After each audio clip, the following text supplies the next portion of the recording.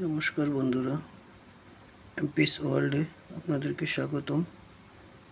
আজকে আমি দেখাবো কিভাবে এই প্রচণ্ড গরমে অ্যাজিলিয়া গাছকে সংরক্ষণ করা যায়। অ্যাজিলিয়া মূলত একটি শীতের ফুল গাছ। উইন্টারে প্রচণ্ড ফুল দেয়, প্রচুর পরিমাণে ফুল আসে। দেখতে পাচ্ছেন আমাদের গাছের ফুলের কলিগুলো কিছুদিন আগে ঝরেছে।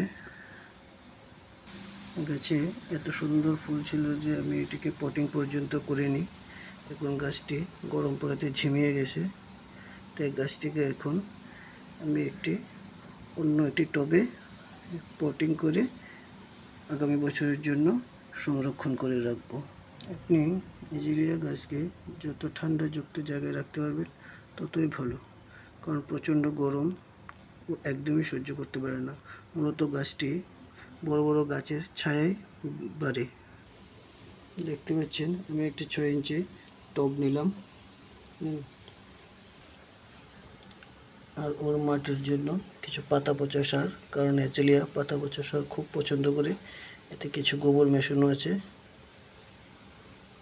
আমি প্রথমে গাছটিকে এই পলিব্যাগ থেকে খুলে নেব। দেখতে পাচ্ছেন আমি পলিব্যাগ থেকে খুলে গাছটিকে টবে রেখে দিলাম। তবে একটি কথা মাথায় রাখবেন, টবে যেন পর্যাপ্ত জল নিষ্কাশনের ব্যবস্থা থাকে। এবার আমি এতে এই পাতা পচা সারগুলি একটু একটু করে চারদিকে ছড়িয়ে দেব। দেখতে পাচ্ছেন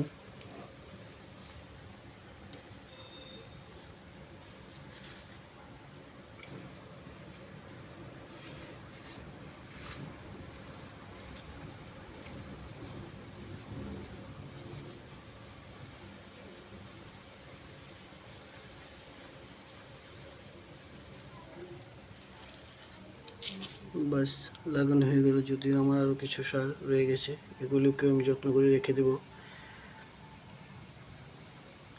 এবার গাছটিকে একটি ছায়াযুক্ত জায়গায় রেখে দেবে, যাতে ওর দুপুরের রৌদ্র কোনোভাবেই না লাগে, কারণ এত রোদে গাছটি আরও বেশি শুকিয়ে যেতে পারে।